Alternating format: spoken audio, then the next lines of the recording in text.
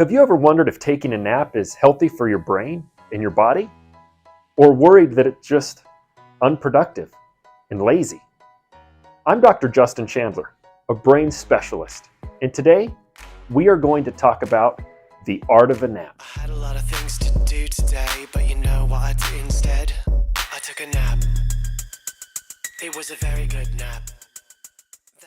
To answer these questions and help us understand what a nap does, it's important to really zone in and focus on the exact questions that need to be asked. Let's do it. Should I nap? Easy question. That depends. For some people, napping actually prevents them from having a restorative night's sleep. If this is you, and you've taken a nap and it has prevented you from having a good night's rest, don't nap. If napping does not interfere with a restorative night's rest for you, then by all means, do it. If that's the case, when should I nap? Another easy question. You should nap between the hours of 1 p.m. and 4 p.m. Why? Well, because between 1 and 4 p.m., you have a natural drop in your brain's electrical activity. We have seen this in the population at large. If we take electrodes and place them along your scalp and hook you up to what is called an EEG, we find that between 1 and 4 p.m., for the general population at whole, you have a decreased activity in your electrical circuits in the brain. This is reliable. In fact, it's almost a pre-programmed drop in our brain's alertness and attentiveness. So, the ideal time to take a nap? Between 1 and 4 p.m.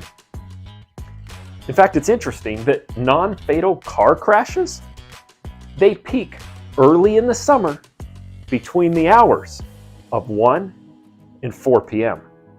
Not a coincidence. Let's get into the neuroscience of napping. What is the ideal length of time for a nap? This is one of the most common questions I get when it comes to napping. How long should I nap for? The ideal time frame for you to nap is between 15 to 20 minutes. Sometimes you can push that to 30 minutes. Why? Well, because napping for 15 to 20 minutes gets you into stage 2 sleep. And let me tell you why stage 2 sleep is so important for the nap. In stage 2 sleep, our neurons begin to engage in a process called long-term potentiation, or what we will refer to as LTP. Long-term potentiation is a process that your neurons go through that strengthen the connections between the neurons. In stage 2 sleep, our brains strengthen those connections between the neurons, and that helps us in learning, it helps us in memory, and it gives us a sensation of increased alertness and memory afterwards. So 15 to 20 minutes is short enough that you're also going to avoid entering deep sleep or stage 3 sleep. If your nap is long enough that you begin to enter stage 3 sleep, you can wake up more tired and more fatigued. But if you keep it within the 15 to 20 minute range, you can wake up without the fatigue, without the tiredness. Now, in some people, this varies. You may be starting to take your nap and it might take you 10 to 15 minutes to even fall asleep. That time frame does not count with your napping. What counts is the time you are actually asleep. So I guess you could say that 90 minutes is the maximum time frame for you to take your nap.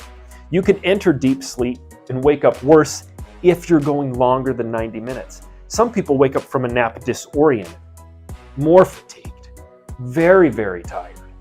In fact, this is a sensation and a phenomenon you can experience early in the morning if you reach over and hit your snooze button. You can watch this video about what happens to snooze button sleepers. Now, there is an exception to this rule, to this time, that I really want to ingrain in your brain. The exception for this is if you have had an absolutely horrible night's sleep. If you've had a horrible night's sleep, then extending the time for your nap may be the best thing that you can do. I want you to think of it this way. It's a mother or a father, a parent that has a newborn baby. The baby's up multiple times in the middle of the night. You're up multiple times because of this. Or maybe you're a physician, maybe you're a stroke specialist, and you're up in the middle of the night for an extended period of time trying to save someone's life from a stroke or a trauma, or you're involved in a surgery. In these cases, a longer nap during the day may be ideal for you. This isn't trying to recover or recuperate lost sleep. What this does is it's actually like giving you a break in the fatigue that your brain has experienced. Imagine yourself going out on a run, putting in a long, hard workout. During those workouts, if you take a short break, catch your breath, a fighter in a fight, having a break in between rounds, that's exactly what these longer naps can do for you if you've had a horrible night's rest. Consider it more of a break, a time for you to catch your breath or to catch your sleep, to reset your day. You can wake up from those naps more alert and more aware than you would have been if you tried to push through not only a really hard night's rest, but also a really long, hard day.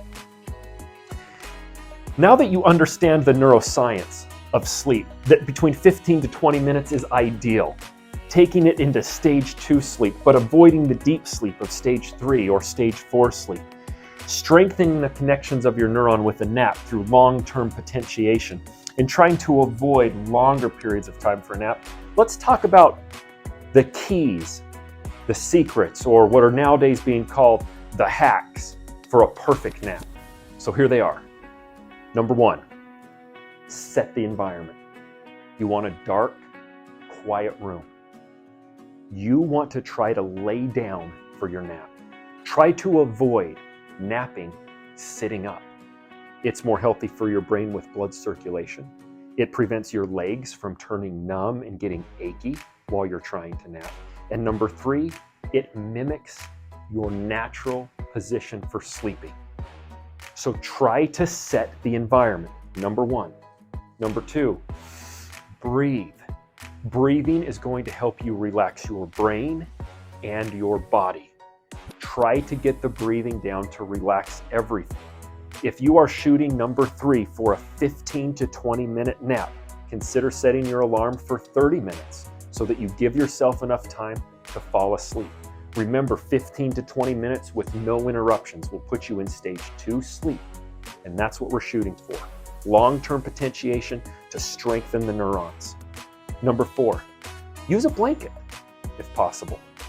Why? Number 1, it mimics your natural sleeping. Number 2, slight increased weight on your body can bring a relaxing, calming effect, and it can help you fall asleep quicker and make you more comfortable in your nap. Number 4, don't try to nap if you've recently consumed caffeine. There's no reason to try to pit your natural sleeping in a nap against this ramped up caffeine that your body has just ingested. If you have ingested caffeine before you're going to take a nap, give it at least 2 to 4 hours before you try to nap to get the caffeine to work itself out of your system. Next, when you wake up, get up. Do not extend your nap. When you've set your nap time, 15 to 20 minutes, you wake up at that 20-minute mark, get up. And when you get up, look up. Look to the light. Try to get in as much light as you can immediately upon waking up from your nap. Stretch. Feel good. Get your day started. Looking up is a primitive neural signal that is going to help you wake up. It's also where you look for light. So when you get up, look up and look to the light. Those things are going to help you wake up and re-engage in your day. Number 8, don't nap after 4 p.m. Just don't do it. We've already talked about why between 1 and 4 is the best time frame to take a nap. If you're thinking about taking a nap after 4 p.m., don't do it. Just push through the rest of your day. The reason being is because you want to increase your chances of having the most restorative night's rest that you can. And taking a nap after 4 p.m. can put that all in jeopardy. Number 9, at night, get rid of the light. You want to increase your chances of having a restorative night's rest. So at night, when you go to bed, get rid of your cell phone, shut off your TV, and go to bed. It's actually okay to lay there, to focus on your breathing, and try to help yourself fall asleep. You don't need to be entertained with what's in the palm of your hand on your screen when you are trying to fall asleep. Close your eyes. Number 10, if you are struggling to sleep at night, then do not nap. Just don't do it. Keep yourself awake during the day, push yourself during the day, and plan for the next night's sleep. Plan to get a good night's rest. These are the sleep secrets, the sleep hacks to getting the best nap that you can to wake up energized and invigorated for the rest of your day. If you want to know more about sleep, the sleep cycle, and how it works in your brain, please watch this video and learn more. Don't forget to share this with your friends.